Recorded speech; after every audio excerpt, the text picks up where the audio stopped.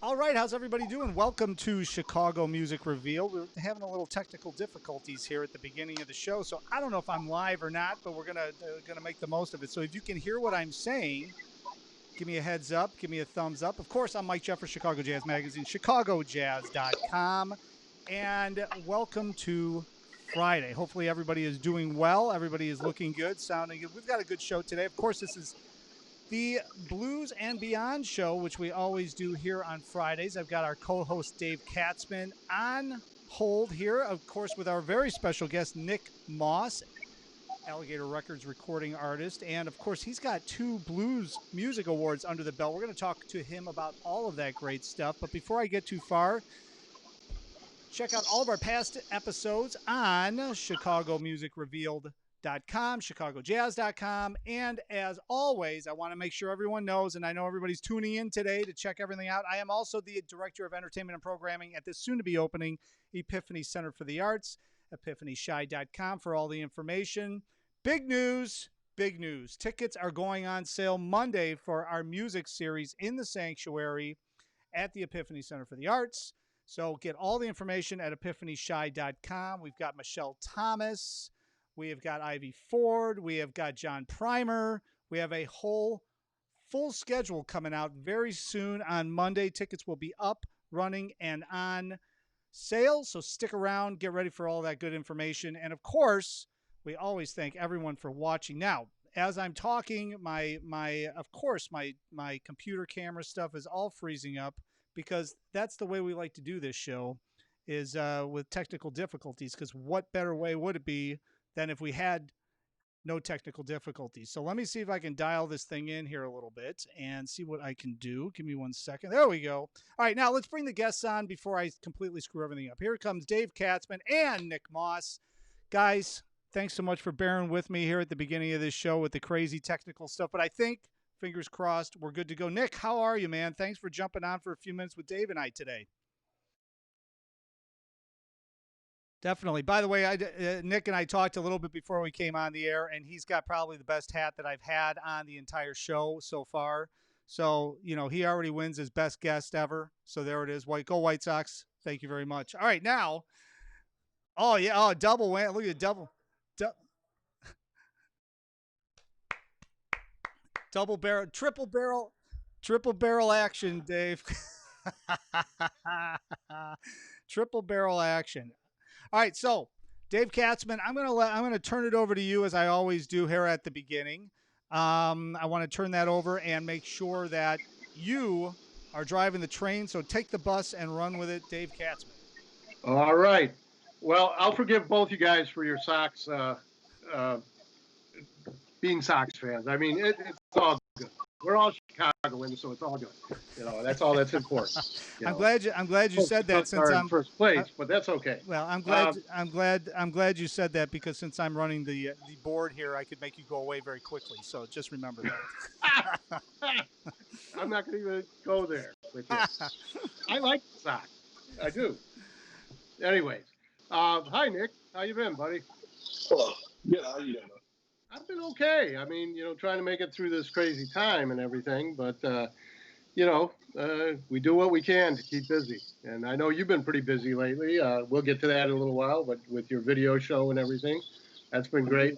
For the audience out there, I kind of want to touch on some things that obviously you and I have known each other a long time, and I've pretty much seen you through this whole thing. But I want to touch on some of the guys you played with historically. I mean, Jimmy Rogers and Jimmy Dawkins, and I see your Jimmy Rogers sign behind you. But how was it to play with those guys? I mean, it was pretty amazing, I'm sure. Yeah, it's how to describe it. I mean, looking back on it, and in hindsight, I can tell you it was probably the best education as a musician you could ever hope to have, is to play with the guys that were the architects of the music that you're trying to play. And, right. I've said this before. People, I've got friends of mine from junior high and high school that went on to college and universities, and said, what university did you go to? I said, I never went to university and I never went to college, but I was taught by the professors who created this music that I play. as good of education as you can get. Yeah. So, when I was young, I was just having this conversation with somebody the other day, and it was like, you don't think about that when you're just there happy to play music. And now that I look back on it, how special that was to be able to be with those guys, and now that they're gone too, just to have that memory that I actually share a stage with these guys. Well, I'm just going to ask one technical thing. Do you have your speaker on also? Is your speaker on? Feedback? No. No. Okay. Maybe just move closer to the mic a little bit. Yeah. How's this? That's way better. But Okay. I had the pleasure of when I met you. You were with Jimmy Rogers, and I think that's when I met you. I may have met you before, but energy on stage in the early days of Buddy Guy's Legends, and now I'm going back to '89 and '90. When you were playing with Jimmy, I mean, I saw, a real commitment of your heart, man, when you played with him, man. I've seen a lot of people play with a lot of the old guys, and I've had the pleasure of playing with a lot of the old guys, and to see somebody who's committed as you were, I mean, how young were you in '89? You were pretty young, I started playing with Jimmy Dawkins when I was 18. And then by the time I got with Jimmy Rogers, I was probably 22 or 23, because I'd been playing with Willie Smith right prior to Jimmy for about 3.5 years. So I was probably 22 when I got in Jimmy Rogers' band. Well, actually, I probably met you when you were with Willie Smith. I probably saw back in the day at Legends, with Willie. Yeah, and that was the legendary blues band, which was basically the guys that, for the audience, who played with Muddy Waters, and then some people added like Nick and a couple other people. It was an amazing band. It really was. Willie Big Eye Smith and Pine Top, and who else was in that band? There were so many incarnations of it. Well, when I was in the band, it was basically Willie and Pine Top would go out with us occasionally, but we had Mark Hoekstra on harmonica, Willie Greason on guitar, and I was playing bass then. Right. I switched over to bass towards the end when Willie Phillips. He used to go by Willie Greason as his stage name, because I think that was or Willie Phillips as his stage name. But Willie was the guitar player in that band, and he ended up leaving the band towards the end of my time there, and I switched over to guitar. And I got to tell you, being in that band, with Willie Smith as your timing keeper and drummer, that'll teach you about the Chicago feel and sound. If you can't pick up on that, you're deaf. And then Willie Phillips as a guitar player, man, he's still one of my favorite guitar players. I just saw him, this past winter down on the south side, at the jam that they all do down there. And I think he works for the Post Service. I hope for what's going on. I hope he keeps his job, but he's still playing. He still sounds as great as ever. And he's one of the guys that we used to go back to the room at the end of the night after the gig, and I said, Willie, show me what you played on guitar. I don't want to play that. And so between my brother and Willie, man, those two guys were like two of my favorite, teachers. How I ended up playing guitar. Right. Well, those days I remember. I mean, they were pretty magical times. All the bands, and that it was kind of end of an era, but it was also the beginning of the new group of guys coming up that were keeping it alive.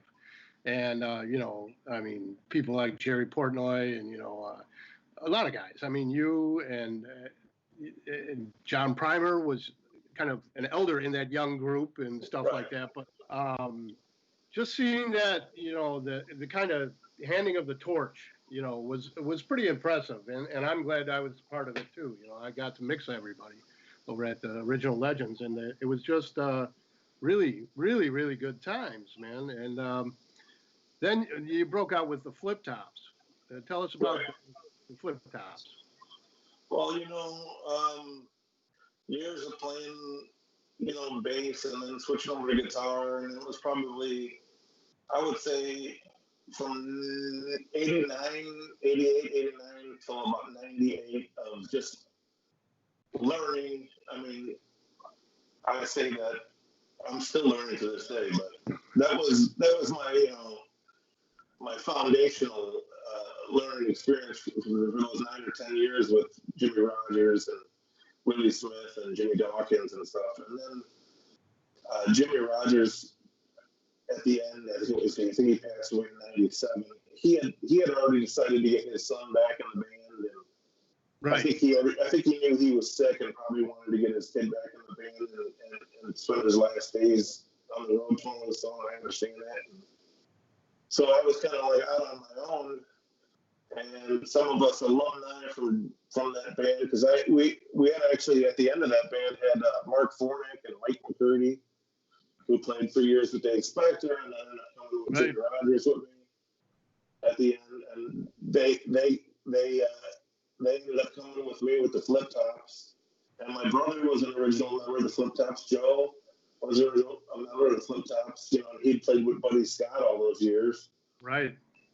And then it kind of just kept moving, and then Linwood Slim was here in town for a while, and Linwood Slim ended up being in a little bit that comfortable being a front man. I mean, it's progressive. There's some of the players that have been in on the band, I barely lost Chuck. Willie, Madison Slim, Jerry Hunt. Yeah, great player. Amazing. Obviously, and recently Mike Ledbetter, rest in peace. And I've been very fortunate to have the guys that have played with me throughout the years since I went on my own. And, so guys like Linwood and Mike and Jerry Hunt is a multi-instrumentalist. I mean, incredible, still out there, and stuff. But you brought them to a lot too, kind of like what Jimmy and Jimmy Dawkins did for you. They grew a lot in your bands. Not so much Linwood. I mean, Linwood was pretty well established, but I watched Jerry grow a lot in your band and open up.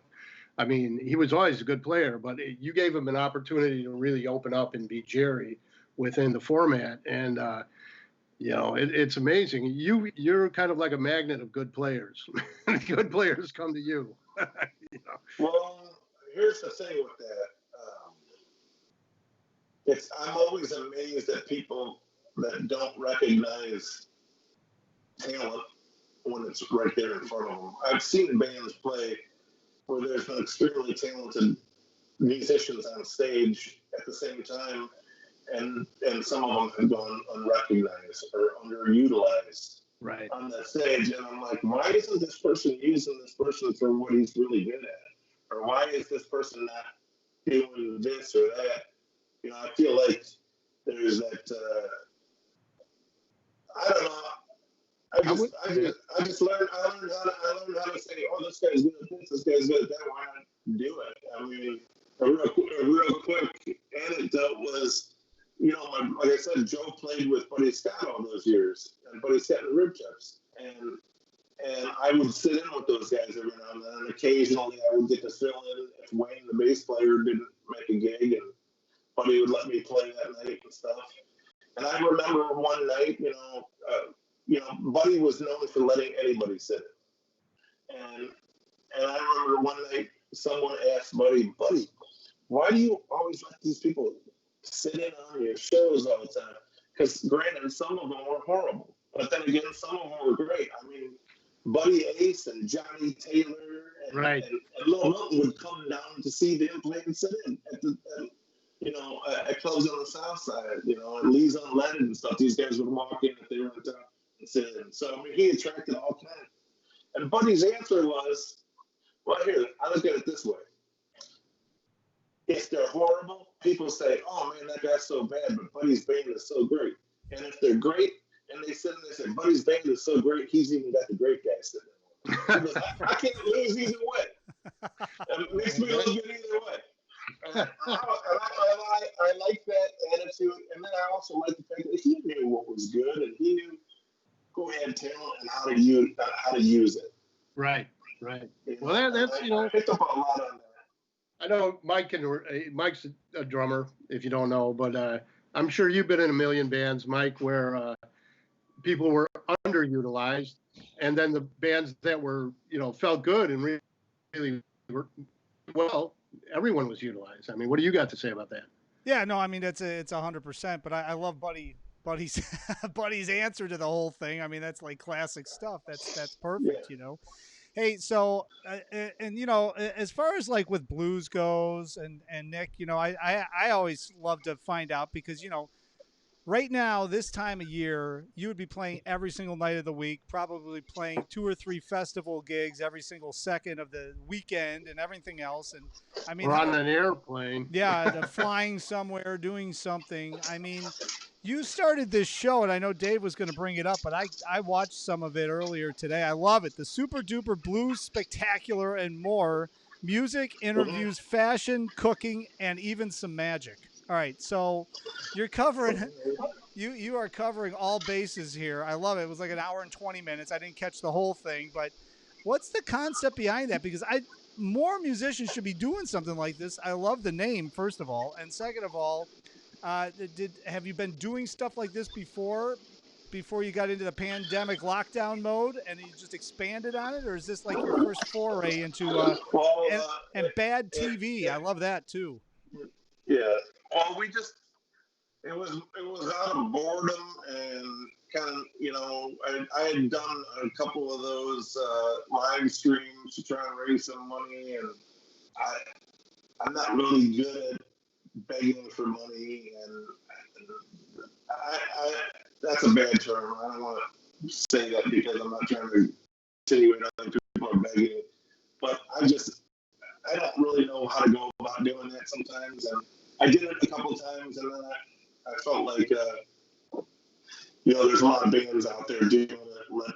We should share the airwaves a little bit. But then I started getting bored, and we started just coming up with ideas. And I said, you know, why don't we do our own, you know, kind of variety show? And I like to cook, and people were like, why don't you do some cooking? We love when you show your pictures of the stuff that you cook. And everyone in my band is a comedian, and so we decided to do some like funny bits. And turns out one of my daughter's teachers was a magician, so I said, well, let's ask him to make some magic videos, and we'll even throw magic in. And it just was something that kind of got out of control. And then the next one, we kind of streamlined it a little bit more. The next one, actually, that's something that Jimmy Rogers posted. We did a Jimmy Rogers tribute. And I like doing that kind of stuff. It's more for fun, and I plan on trying to do a couple more. It's pretty time consuming, and luckily I have a 16-year-old daughter that's into video editing. She loves doing it, and she's studying it. She hopes to go on to that someday, and so she's been Sadie Mae. Sadie Mae. Live-in videographer. Not bad to have. That was going to be my biggest question, because I know from experience, because of what I do, it's the editing is the time suck of everything, because you've got to edit. And when I was watching that, you've got all these different segments together. I mean, it's well done, man.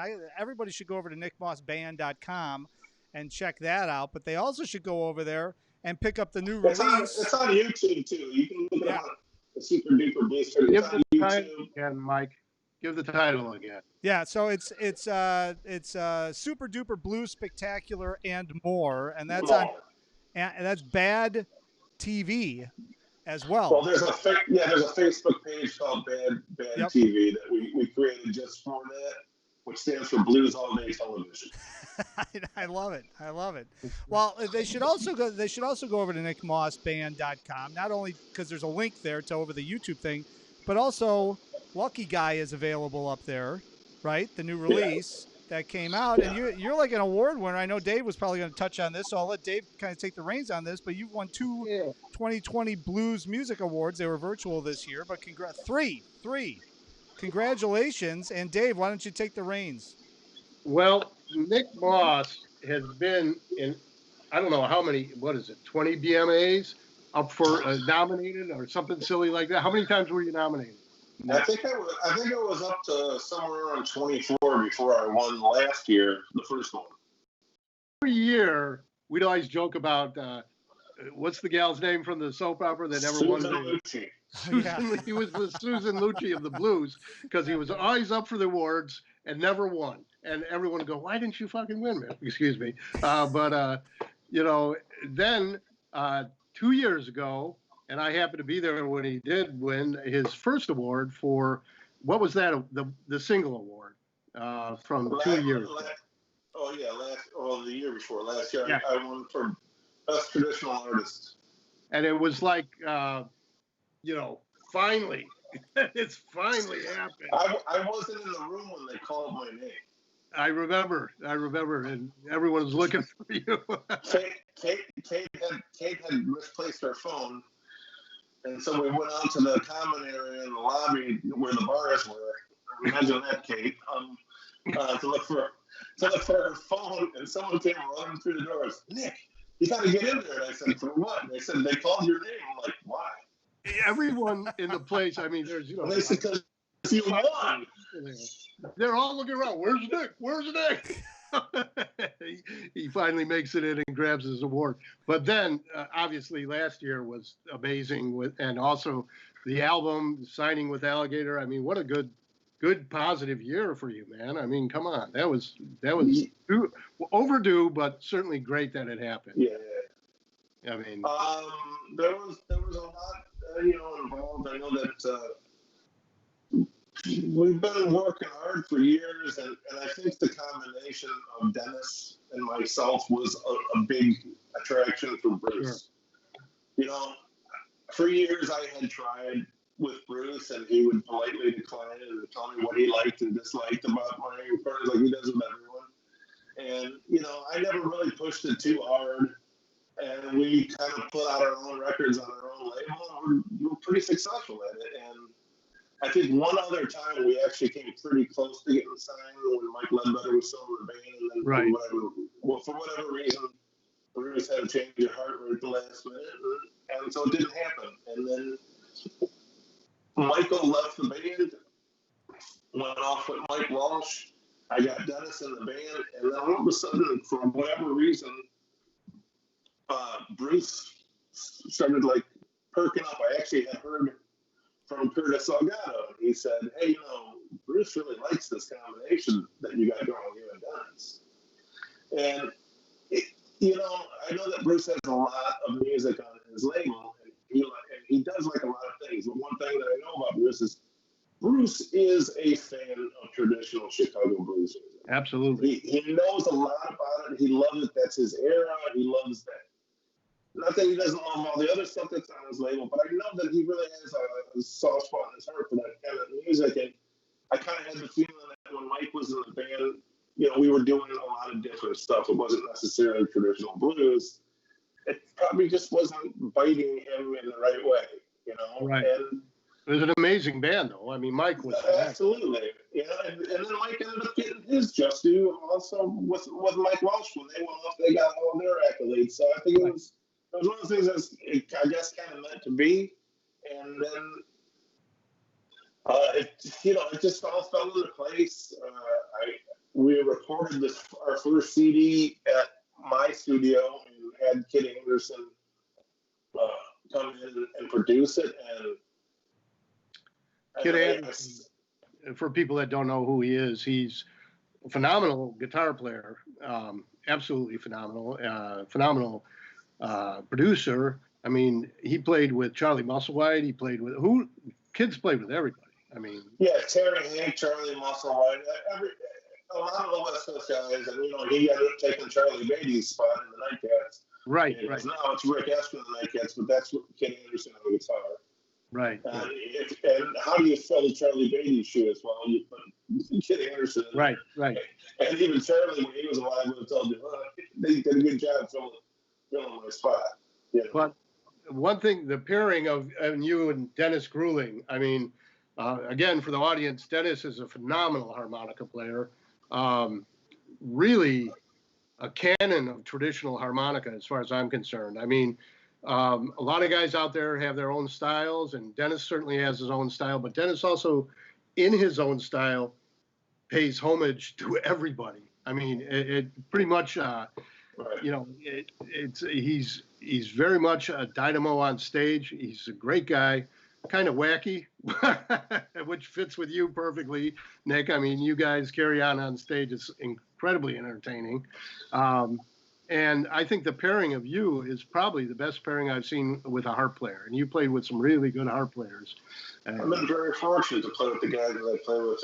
And you know, again, that's one of those things that what I never understood, again, about utilizing.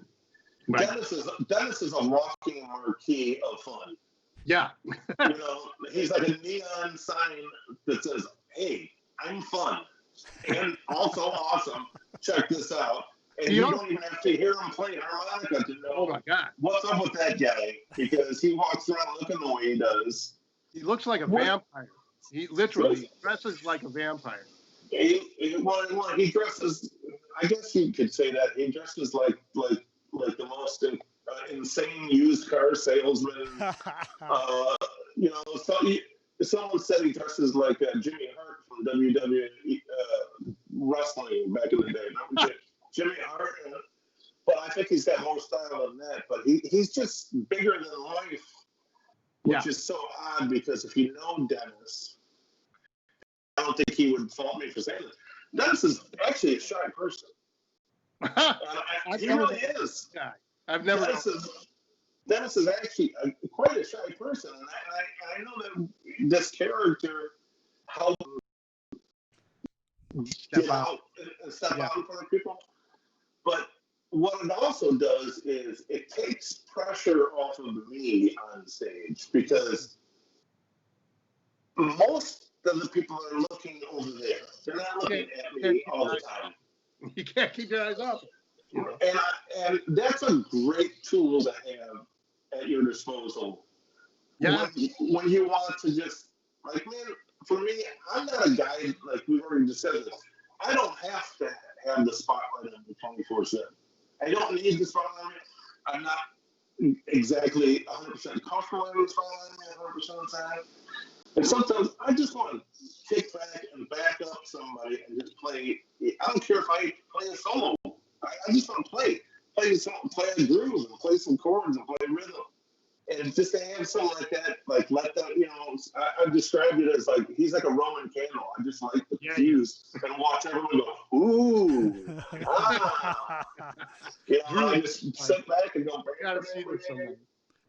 Hey, I should chime in for a second, because I was able to pull up a picture of you guys, of the whole band. That's the one that you guys are standing at the bar, and Dennis is right there on the corner standing up looking at Nick, so you can see him. He's got his what is that, a leopard skin jacket on there with his glasses and all that stuff. So yes, you know. He's an advocate for animal rights, and he only wears plastic or fake animal skins.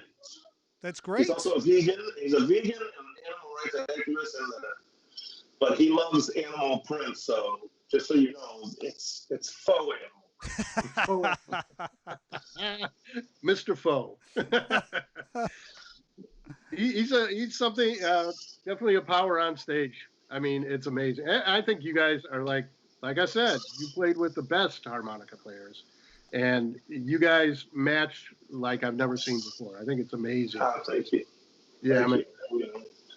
I'll tell you, we got a few more minutes here. Dave, you got anything else before we let Nick hit the road here? You've already talked about your video. Is there something you want to bring up, or is there anything coming up with you, man, that people should know about? I mean, I'm on hiatus until this coronavirus breaks. I mean, we're just trying to do what we can. I've been playing a little brunch gig up in Glenview, Illinois on Sundays from 12 to 3. If anyone wants to come out and have breakfast and see three fools on the sidewalk, you know, making some noise, we're doing that. Other than that, I'm probably going to be doing another episode of the Super Duper Blues Spectacular. I think the next one we're going to feature Freddie K on that one. Great. Awesome. Hey, what's the Yeah, name of that's it. the what's the name of the restaurant in Glenview? It's called Hash Stacks. Hash Stacks. All right. Yeah, it's up in the Glen where Naval Air Base used to be. They turned it into a shopping mall. So. Oh yeah, in the Glen. Yeah, Yeah. yeah. Yep. It's right in the Glen there. We're off Nice. the Tower Road. That's great. That's great. Well, hey, it's so hard right now. I mean, with COVID and stuff, to do anything. I know Tony over at Roses is doing the live stream and trying to get some things happening over there, and he's doing a great job over Yeah. there. And yeah, we're actually doing a live stream next Thursday. Kate and I, we're doing a duo for the what is it? At Home Chicago Blues Trading yeah. Fours. Yep. Right. Dave Spector's. That's big. Yeah, but I think they're doing it at the Skokie Theater. Okay. Okay. But that's going to be on Thursday the 20th. Well, I actually got a couple duo gigs for you and Kate too, so you got to call me when you're done. Okay. All right. Well, hey, Nick, I appreciate you being on today, man. This has been fun. Hopefully, I'll get to meet you in person at some point. I know Dave knows you really well, but I've watched you play a million times when I've been down at the Blues Fest and doing the program books and all that stuff. I know we've crossed paths before, but I don't think we ever formally met, so I'm looking forward to that. Of course, I want everybody to head over to nickmossband.com to check out all the great stuff that Nick has going on during the pandemic and after the pandemic. All the shows will be up. And Dave, what do you think? I think we covered a lot of ground here today. I think so too. Thank you, Nick. Yeah. So you're welcome. Thank you, guys. Thanks again, Nick. Take care. Have a good weekend. All right, you two guys. Take care. See you later, Nicky. Bye-bye. Bye. All right, Nick Moss. That was great. The thing with Nick, Dave, is that he's played with so many people. Oh my God! It's hard to just pin down one person to talk to him about because there's so much. It's like really incredible. He's so highly respected worldwide. I mean, he is one of the guys that is still out there touring all over the world. Right. I mean, not during the COVID stuff. In fact, I think he had to cancel a couple of European things. But Nick has never stopped, and he's driven and in a very positive way, and people know him all over the world. And it's good to see that. I mean, it's hard to do. It's hard to travel internationally and be a band. More often than not in Europe with the blues scene, they hire the front man and then they supply you with a European band. Right. But Nick goes over there with his band, and his band is they're one movement. They all move together. It's a phenomenal band, and good guys, great guys, good to hang with. Nick's a good friend, and I can't say enough about him. I really can't. No, it was great. We had a little. I know I got some comments here and there about the audio connection. It was tough. Yeah. But I think everybody kind of got the gist of what he was saying. I think it's always comes down to his Skype too. So everybody listening, Wi-Fi connection and all that good stuff. But I felt comfortable. Everybody could hear what he was saying, and that's why we kept going, because there's no way to reconnect with him when we're on. But I love what he was saying, and I love the stories he was talking about and some of the legends he played with. And he's not that old, by the way. He's like 50 years old, so it's not like he's been on the scene for like 30 years already, which is amazing. Easy. And I've known him since he was pretty young on the scene, and he's always been a solid player. I mean, a lot of young guys get all shaky up there. Nick always held his own. I mean, back in the day, and certainly more than holds his own now. He's a badass. Oh yeah, he really is. Absolutely. All right, so a good show today. Now, I think what we're talking about doing, which is what we had talked about, is we're going to move Blues Friday to Blues Thursdays, I believe, is our plan. And I don't know if we have anybody lined up for next Thursday yet or not, but we'll probably be announcing. I'm working on some good ones. I'm working on some good ones, and I'm going to try to get like 3 weeks out. That's a decision I made so you guys can promote it more, and we can get some things going. But I'm talking to some friends, and we're going to have some real heavy players on. So excellent. I guess we're going for next Thursday. There you go. Yeah, next Thursday at 6 p.m. Central Standard Time for those of you that are watching live, and those of you that are listening on the podcast and everything else. Why don't you watch us live? What's the matter with you people? Come on, let's go. Everybody over here next Thursday, 6 p.m. Central Standard Time. All right, Dave, I'll let you go enjoy the weekend. All As right, usual, another successful endeavor here in the Chicago Indeed. Blues and Beyond segment at Chicago Music Revealed. So I appreciate all the help. Always a blast. Always a blast. Yeah. Have a great weekend. Say hi to Amy, and we'll catch up later. Okay. All right, thanks, See ya. Dave. Okay. All right. So another one, and yeah, we are moving the show. We're going to move it over to Thursdays because everybody's schedule's getting a little crazy. There's some gigs starting to happen. Of course, we're going to be launching the Epiphany Center for the Arts soon with live music. So all sorts of stuff going on. And so we're going to move it up. We're going to move it over to Thursdays, but doesn't mean we're not going to have incredible guests as usual. So what a week. What a week. We are already at Friday. So as I always say on Friday, please stay safe. Please stay healthy. Please stay away from everyone. Please, please, please use your hand sanitizer, masks. We got to get out of this thing sooner rather than later. So I am appealing to everyone to use your brains and be careful, be safe, and stay socially distanced. But have a good time. Go see some live music this weekend.